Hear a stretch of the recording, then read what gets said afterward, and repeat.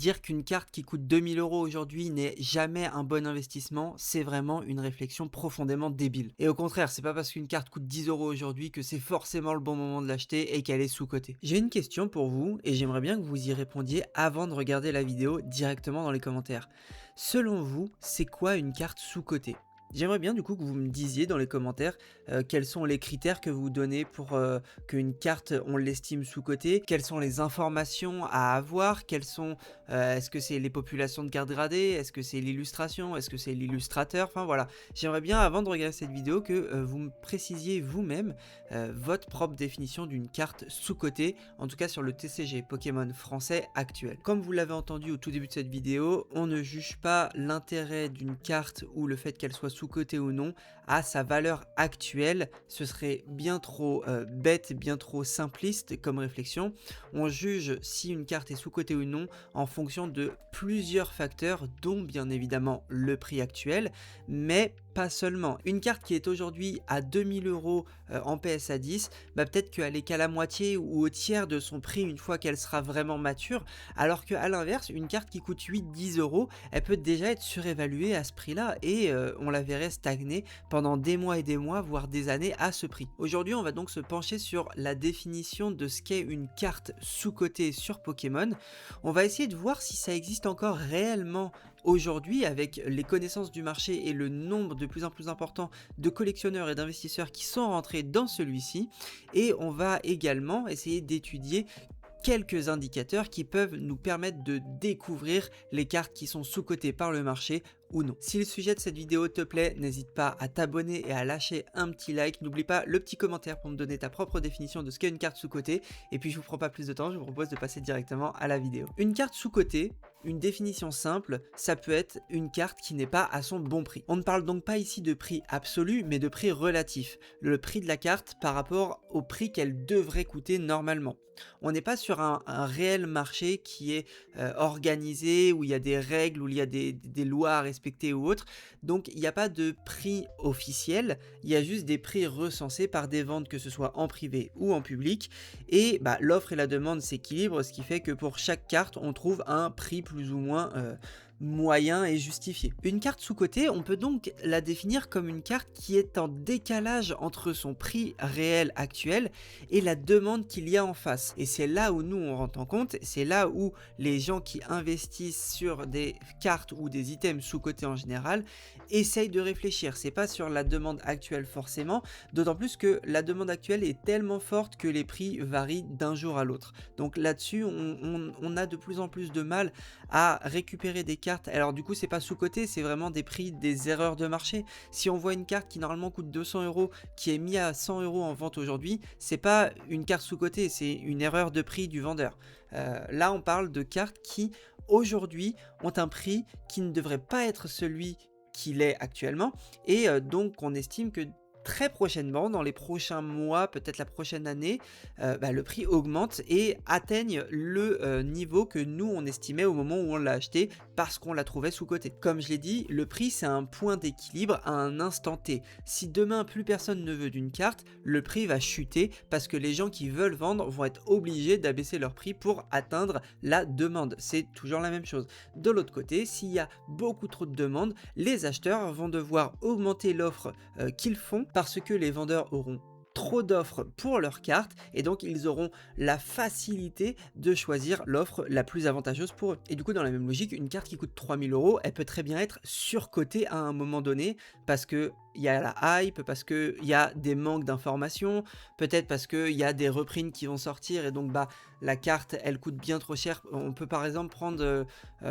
l'histoire de la carte de Luffy du musée Grévin. Est-ce qu'on parle de surcoté? Est-ce qu'on parle de problème de marché? En tout cas, la carte elle essayait de se vendre à 500-600 €. Il y a eu des restocks, on a vu les annonces et la carte aujourd'hui elle peine à partir à 150 €. Donc à 600 € elle était clairement surcotée par rapport à la demande et à l'offre qui était disponible en temps réel. Et vous voyez à ce moment-là, tout s'ajuste très très rapidement. Et de l'autre côté, il faut prendre en compte quand même quelque chose. Si une carte est à 8 €, si des cartes sont très peu chères, pour 95, 98, presque 99% d'entre elles, c'est pour une bonne raison. C'est parce que personne n'en veut ou parce qu'elle est extrêmement facile à récupérer. S'il y a une chose à retenir, c'est que le terme sous-coté fait toujours référence à des positions relatives et non à une position absolue. C'est sous-coté par rapport à quoi? Par rapport à qui? Par rapport à quel moment? Par rapport à quelle autre carte, par exemple? Donc, c'est ça qu'il faut prendre en compte selon moi. Une carte n'est pas sous-cotée ou surcotée dans l'absolu. Elle l'est par rapport à tout ce qui l'entoure. Bon, et aujourd'hui, c'est de plus en plus compliqué de trouver facilement des cartes sous-cotées, simplement parce qu'il y a plein de facteurs qui ont bougé depuis l'époque Covid. 2020-2021, il y avait beaucoup moins d'informations qui circulaient, il y avait beaucoup moins d'investisseurs et de collectionneurs éclairés sur le marché, il y avait beaucoup moins de data du coup sur le marché. Aujourd'hui, avec tout ce qui se passe, même pour les cartes gradées, GCC honnêtement, même si les prix sont un petit peu gonflés, c'est quand même une très bonne base pour essayer de comprendre comment se passe le marché des cartes gradées, parce que c'est surtout ça qui se passe sur GCC. Alors qu'avant, mais même Vinted, c'était beaucoup plus la jungle qu'aujourd'hui. Aujourd'hui, c'est quand même très ordonné. Et donc, eBay, c'était pour les Français un des seuls points de repère de marché public. Donc, ce qui pouvait se passer, c'est que le vendeur n'avait pas toutes les informations à sa disposition pour juger le bon prix, la bonne valeur de sa carte. Et même, j'allais dire sur l'instant T, mais sur le court moyen terme, eh ben, on n'avait pas forcément l'information en temps réel de est-ce qu'il y a vraiment beaucoup de cartes qui sont disponibles, beaucoup d'exemplaires de cette carte-là qui sont disponibles, est-ce qu'il va y avoir des restocks, est-ce qu'il y a vraiment une vraie demande par rapport à ça. Dites-vous que avant les réseaux sociaux se développent autant que ça, avant que les marketplaces se développent autant que ça, ben, les gens c'était sur Facebook qui vendaient la plupart de leurs cartes, et sur Facebook, ben, en fait, il fallait absolument que la personne qui était intéressée par ta carte voit ta publication avec ton annonce de vente, parce que sinon il passait à côté et donc l'acheteur et le vendeur ne se croisaient jamais, et ta carte, même si elle intéressait, bah, elle n'était pas vendue, et donc forcément tu devais la vendre moins cher si tu voulais la vendre, et donc il y avait des asymétries d'informations, ce qui faisait qu'il y avait beaucoup plus de cartes qui n'étaient pas jugées à leur juste valeur, simplement parce que l'offre et la demande ne se trouvaient pas. Aujourd'hui, c'est vraiment plus simple de trouver le prix d'une carte. Tu as une application, je sais pas, je prends Zebradex, qui est une application qui marche super bien, tu scannes ta carte, en 2 secondes, tu as le prix de la carte en loose, tu as peut-être même le prix de la carte en gradé, hein, je me souviens pas, je vous avoue que j'ai juste testé l'application, mais j'en ai eu de bons retours, donc c'est pour ça que j'en parle. Et en 5 secondes, le vendeur, il sait ce qu'il a dans les mains, il sait combien il peut la vendre. Et pareil, en fait, il y a beaucoup de data sur Internet, ce qui fait que il y a de moins en moins de trous dans les mailles du filet. Les vraies erreurs, ça n'existe plus, quasiment plus. Et à court terme, le flip, c'est mort. Pendant des années, et moi je l'ai fait aussi, faire du flip, c'est-à-dire acheter et revendre immédiatement, sur Vinted notamment, ça marchait très très bien. Mais aujourd'hui, c'est une activité qui est morte, et c'est devenu en tout cas très très marginal quand vous voulez faire de l'argent sur Pokémon, quand vous voulez gagner de l'argent sur Pokémon. C'est une méthode qui est trop chronophage aujourd'hui pour un rendement qui est vraiment très peu intéressant. Je vous ai beaucoup parlé d'erreur de prix, et je veux pas vous induire en erreur. Une erreur de prix et une carte sous-cotée, ce n'est pas la même chose, encore une fois. Maintenant, comme on a les informations et que les gens suivent très très vite les hypes, on va dire les sujets chauds ou autres, en fait les cartes sont très peu sous-cotées parce qu'elles sont très vite pricées beaucoup plus haut, ou même overpricées, de peur d'avoir perdu de l'argent en l'ayant placé trop bas par exemple. Donc les gens ont tellement peur de placer leurs cartes à des prix trop bas qu'ils vont avoir tendance à les surestimer, à les surévaluer. Mais par contre, ça veut pas dire que les cartes sous-cotées n'existent plus, et là on va prendre quelques exemples, on va en parler dans cette vidéo. Donc il y a plusieurs façons de voir les choses, mais en réalité, pour essayer de chercher des cartes sous-cotées, il va falloir passer beaucoup de temps, essayer d'analyser beaucoup de cartes, se concentrer sur un certain nombre de cartes et de ne pas s'éparpiller sur tout le marché. Et de toute façon, plus vous allez travailler dessus et plus vous allez avoir des capacités accrues pour comprendre ce qu'est une carte sous-cotée ou non, et pouvoir prendre des décisions beaucoup plus rapidement. Bon, déjà, la première base, c'est la logique de recherche. On le répétera jamais assez, mais aujourd'hui, il faut cibler des Pokémon. C'est pas intéressant de cibler une série en particulier, un type d'art en particulier. Ce qui est intéressant, c'est de se pencher sur certains Pokémon. Bien évidemment, parmi les Pokémon les plus appréciés, il y a quand même une certaine limite, c'est que Bah forcément, toutes les cartes de Rayquaza vont coûter une blinde, les cartes de Dracofeu, ça va être la même chose, les cartes de Ectoplasma, c'est pareil, même si, encore une fois, pour moi, il y a des cartes qui sont sous-cotées. La TG de Dracofeu aujourd'hui n'a pas atteint son plein potentiel, pardon. La TG de Ectoplasma n'a également pas atteint son plein potentiel, notamment dans des notes parfaites, parce que les cartes sont assez dures à sortir dans un état parfait, donc forcément le PSA 10 aura une plus-value, encore une fois, par rapport au reste des sociétés de gradation. Et ensuite, une fois que tu as ton Pokémon, tu vas étudier un petit peu les cartes qu'il a, tu vas en sélectionner qui t'intéressent et tu vas te pencher dessus. Moi, je vous ai pris comme exemple Amphinobi comme Pokémon, simplement parce qu'il y a plusieurs illustrations qui sont sorties très récemment dans les 2-3 dernières années, et en fait j'avais envie d'en parler parce que pour moi c'est intéressant, c'est un cas qui est très intéressant, et même si tout le monde le sait dans un coin de sa tête, c'est pas pour autant que le marché va faire l'effort de déplacer les curseurs et de réajuster les prix pour qu'ils soient alignés avec ce que le marché pense réellement. Je vous ai mis 3 cartes, donc l'alternative de Mascarade Crépusculaire, la méga alternative de Chaos Ascendant et la promo des coffrets Fable Nébuleuse. En loose aujourd'hui, les deux alternatives vont être aux environs de 200 à 220 euros. L'alternative de Mascarade, elle se vend très bien à 220, et l'alternative de Chaos Ascendant, en loose aujourd'hui, elle est entre 200 et 220. Du côté de la promo, on est à environ 40 euros en loose. On va parler d'une promo en loose, effectivement c'est un peu complexe de juger parce que elle sort très souvent, simplement à chaque fois qu'on ouvre un coffret.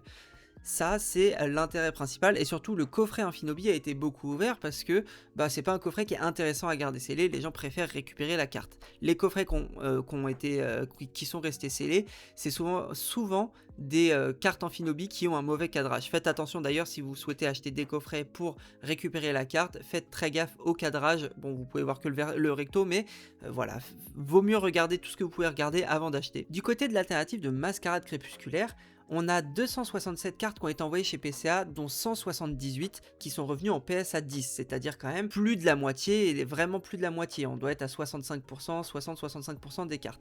Du côté de PCA, on a 276 envois et 43 PCA 10, ce qui est pas mal, notamment à l'époque de EV6, PCA ne notait pas encore trop facilement les PCA 10 comme ils le font aujourd'hui. Et du côté de CCC, on a 0 Black Label, mais on a quand même 5 Gold Label et 47 White 10. Donc on est sur une population qui est quand même assez solide.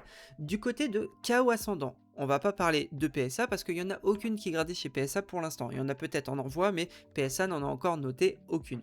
Du côté de CCC, on a 3 Black Label et 182 Gold Label sur 280 cartes envoyées.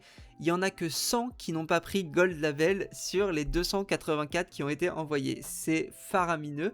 Et du côté de PCA, 86 envois, 63 sont revenus en 10. La carte arrive dans un état parfait, ce qui fait que la note maximale est devenue vraiment la base pour cette carte-là, contrairement à la Mascarade Crépusculaire. Pourquoi on a autant de trop bonnes cartes gradées, autant de Gold Label, de Black Label pour la Chaos Ascendant? C'est simple en fait, comme PSA a fait des annonces un peu particulières dernièrement où on peut pas envoyer des cartes à moins de 100 balles, ou en plus on va avoir 6, 8, 10 mois d'attente, en fait il y a beaucoup de gens qui soit hold leurs cartes pour les envoyer plus tard, soit ont juste abandonné PSA pour le moment et les ont envoyées chez CCC, chez PCA.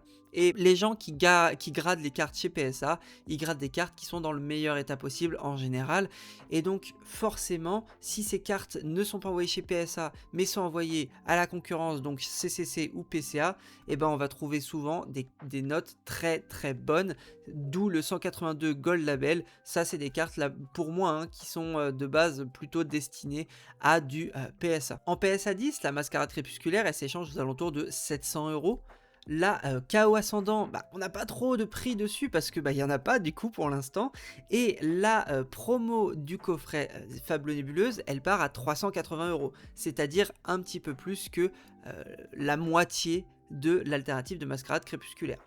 Alors, en termes de prix, je vais pas forcément vous en parler, juger est-ce que c'est bon ou c'est pas bon, mais quand on regarde du côté de PCA ou de CCC en 9,5, quand on regarde pour le 9,5, on est à environ 260 euros pour les deux alternatives et 60 euros pour la promo.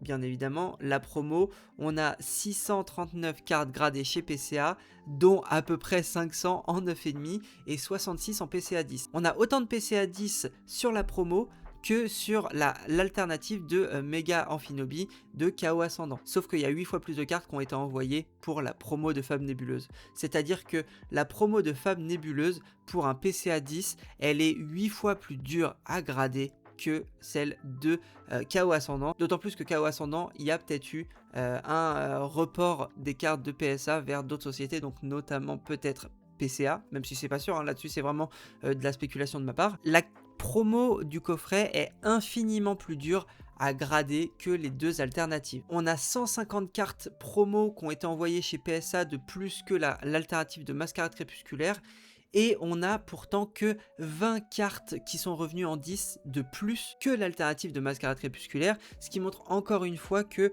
la promo est bien plus dure à grader. Alors effectivement, en loose, il y en a beaucoup plus sur le marché, cette carte inonde le marché, donc c'est normal et le prix est justifié, le fait que le prix soit moins cher que les alternatives, mais par contre, le prix de la PSA 10 à 380 €, elle est, selon moi et selon ce qu'on voit là, sous-estimée. C'est une illustration, attendez, hein, elle n'est pas forcément plus appréciée que l'alternative de Mascarade Crépusculaire ou de Chaos Ascendant, mais c'est une illustration, je vous le rappelle, qui a marqué les esprits quand elle est apparue sur le TCG. Les gens étaient tous unanimes pour dire que la Hippo-Roi et la Amphinobi sont deux des plus belles cartes qui ne soient jamais sorties sur le bloc écarlate et violet. Et à l'époque de 6.5, c'était simplement les deux plus belles cartes du set, enfin du bloc. Les gens après se sont un peu tournés sur la Magikarp et la Groudon, mais force est de constater que à cette époque-là, la Amphinobi promo, elle faisait partie des cartes les plus appréciées en termes d'illustration. Et c'est pour ça que en PSA 10, avec la difficulté que c'est d'aller la choper, c'est pas normal qu'il y ait un écart aussi grand entre plus différentes cartes du même Pokémon du coup, avec des illustrations qui sont tout autant appréciées les unes que les autres, mais des notations et une difficulté d'avoir un PSA 10 qui est beaucoup plus accrue pour la promo que pour les alternatives. Bon là je vous ai parlé de 3 petites cartes de Amphinobi, mais en vrai on peut faire cet exemple, ce schéma avec plein de cartes, et ça veut pas dire que les alternatives de Mascarade Crépusculaire et de Chaos Ascendant ne sont pas sous-cotées. C'est pas ce que j'ai dit. Ce que je vous ai dit, c'est que j'ai pris Amphinobi comme exemple, j'ai pris des cartes sorties récemment pour essayer d'évaluer s'il y avait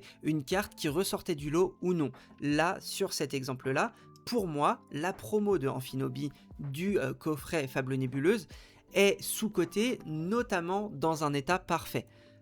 Maintenant, en loose, je pense qu'elle va encore grimper parce que 40 € ce n'est pas assez pour moi, mais il faut bien comprendre que c'est quand même une promo et que c'est dur d'aller atteindre des prix sommets pour ce genre de cartes. C'est pour ça que pour ce genre de cartes, encore une fois, le gradé pour moi c'est une source sûre, notamment sur des notes parfaites. Une fois qu'on a parlé de ça, je voulais parler d'un deuxième sujet important pour moi, c'est la profondeur de marché. Le rapport entre les ventes et les offres. Pour ce faire, j'ai choisi deux cartes que vous connaissez plutôt bien, j'imagine, la Noctali VMAX de Évolution Céleste et la Noctali Alternative de 8.5 Évolution Prismatique. Comme ces deux cartes high-end qui coûtent aujourd'hui entre 5 et 6 000 € en PSA 10, il y a des standards de vente et GCC est une belle plateforme pour proposer ce genre de cartes à la vente. Donc je me suis basé sur les ventes sur GCC pour faire cette analyse. Effectivement, on n'est donc pas sur des données exhaustives, il se passe plein d'autres choses en dehors de ce secteur de marché, mais c'est pour moi une bonne porte d'entrée pour vous expliquer mon argument là-dessus, mon point de vue là-dessus. Il faut regarder les ventes, forcément, toutes les ventes que vous pouvez voir, et il faut regarder les prix moyens de vente, il faut regarder la fluctuation. Si une carte stagne et a un plancher pendant plusieurs mois et que vous estimez que elle mérite de monter, c'est peut-être un signal fort. Si une carte est en tendance ascendante depuis quelques semaines, le signal, il est peut-être de dire attention, on va peut-être atteindre un prix d'équilibre. Les gens ne vont peut-être pas être prêts à mettre encore plus d'argent pour acquérir cette carte-là à cet instant-là. Un autre élément à regarder, surtout sur ce genre de plateforme, c'est le nombre de ventes actives. Combien de cartes sont en vente actuellement? Là, on va mesurer l'offre disponible. La logique, c'est la suivante. Quand il y a beaucoup de ventes et très peu d'offres, on juge du coup une situation très tendue sur cette carte-là, sur cet item-là. Et là, on est du coup sur une tension forte du marché. Et dès qu'une carte va apparaître à la vente à un prix cohérent, elle va se vendre. À l'inverse, quand on a très peu de ventes et beaucoup de cartes disponibles, bah là on comprend qu'il y a un problème dans le marché, c'est que soit la carte est overpricée par tous les vendeurs, soit que les gens n'en veulent pas à ce prix-là simplement. On va donc parler de GCC et on va analyser carte par carte comment se sont vendues les cartes, et on va pas parler que de PSA 10, on va parler de toutes les cartes vendues sur GCC depuis la disponibilité de cette carte sur GCC. Bon, pour la VMAX 2 Évolution Céleste, elle est disponible depuis 2,4 ans sur GCC, c'est-à-dire avril 2024.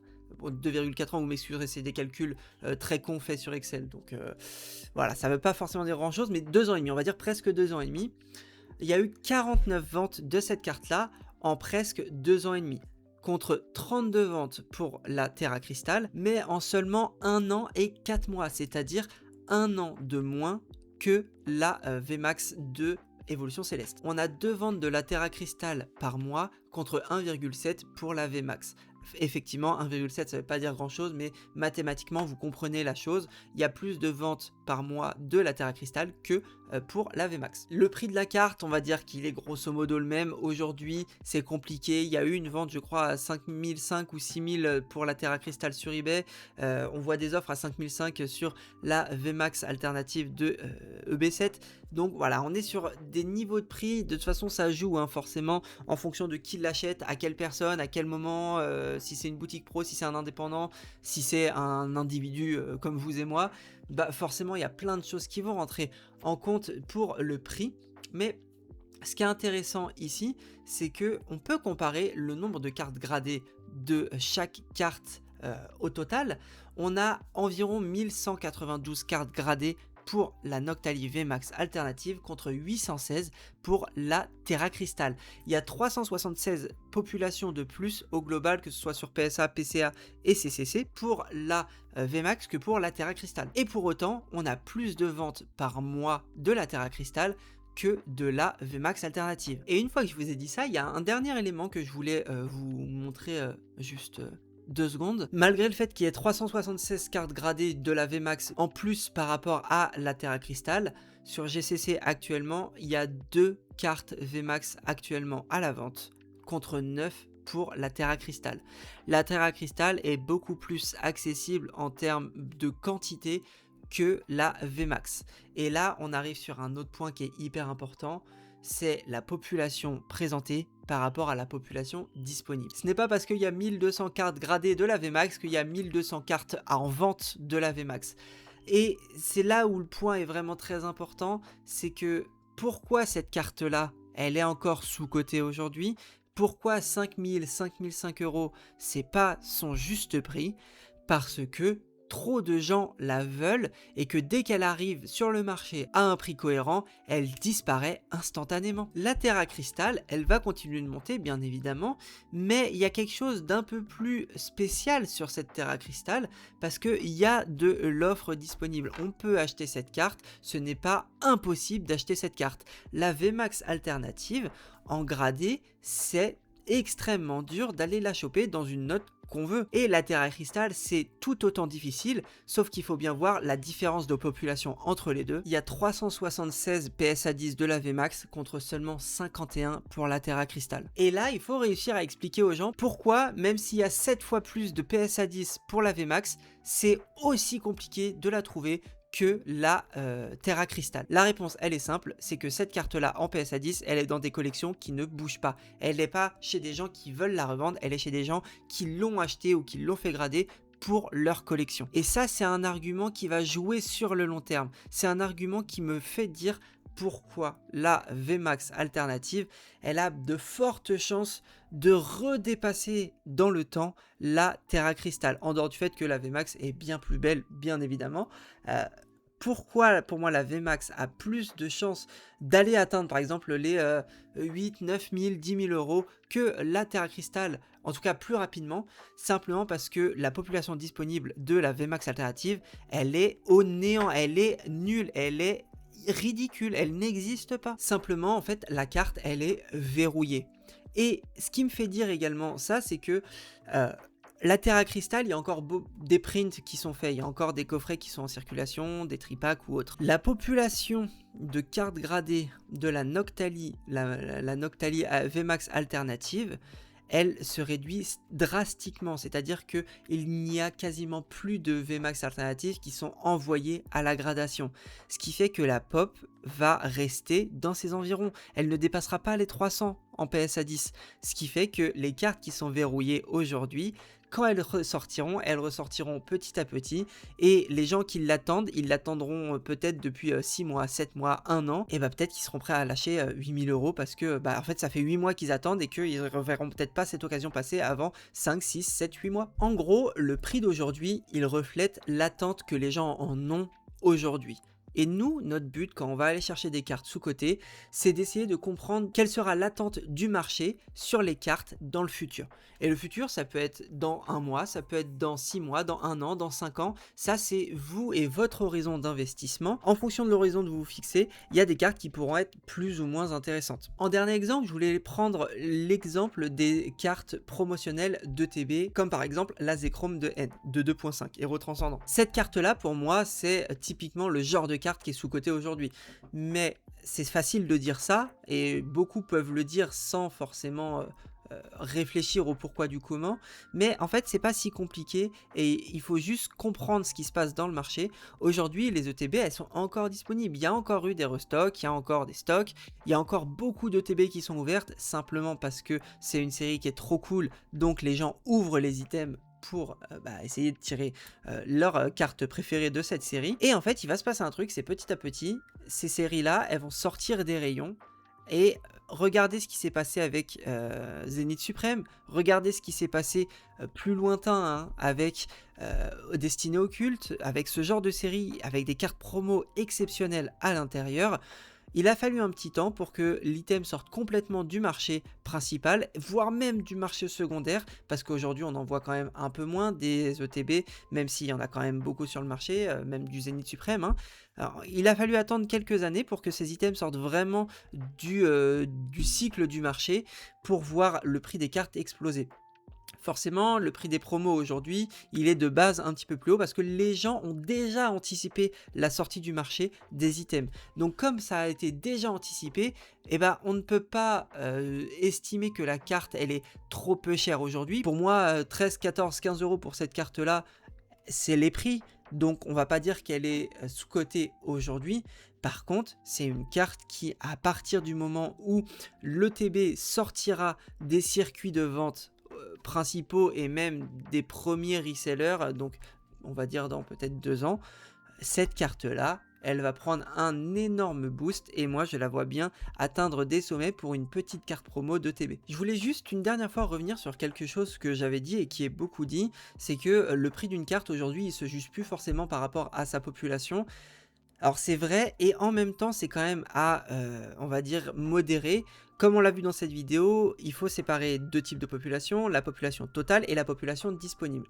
Je pense qu'aujourd'hui on ne peut pas parler du prix d'une carte par rapport à sa population totale, mais une carte se juge et s'évalue notamment par rapport à sa population disponible. Si demain il y a 10 000 cartes gradées mais qu'il y en a 0 en vente, le jour où il y en a une qui popera, elle sera forcément beaucoup plus attendue que si une carte qui a 100 populations gradées en a 90 en vente. Simplement, si elle en a 100 et qu'elle en a 90 en vente actuellement, c'est que personne n'en veut. Et donc, on aura une tension très faible sur cette carte-là, donc des prix à la baisse. Je finirai quand même par un petit point d'alerte pour préciser qu'une carte qu'on estime sous-cotée, c'est pas forcément une carte qui va monter maintenant. Ça peut prendre des années avant de se faire, et même si la carte monte, on peut être piégé dans ce qu'on appelle le problème de liquidité. C'est pas parce qu'une carte est chère qu'elle est liquide. Je prends l'exemple même de boosters ou d'items qui sont très chers aujourd'hui. C'est des items qui sont pas forcément très liquides et c'est des items que vous allez mettre des mois et des mois à vendre. Écoutez, n'hésitez pas à me dire ce que vous avez pensé de cette vidéo. Encore une fois, il n'y a pas eu de conseils d'investissement normalement dans cette vidéo, en tout cas si je m'y suis bien pris. Il y a juste eu une analyse de ma part de ce qui se passe sur le marché. J'ai essayé de vous transmettre ce que moi je peux utiliser comme réflexion pour acheter mes cartes, pour acheter mes investissements. Encore une fois, j'espère vous lire nombreux dans les commentaires, voir quelles sont votre ou vos définitions de ce qu'est une carte sous-cotée. Et j'espère que vous avez passé un bon petit moment avec moi dans cette vidéo. Sur ce, je vous dis à la prochaine pour une nouvelle vidéo. Ciao tout le monde.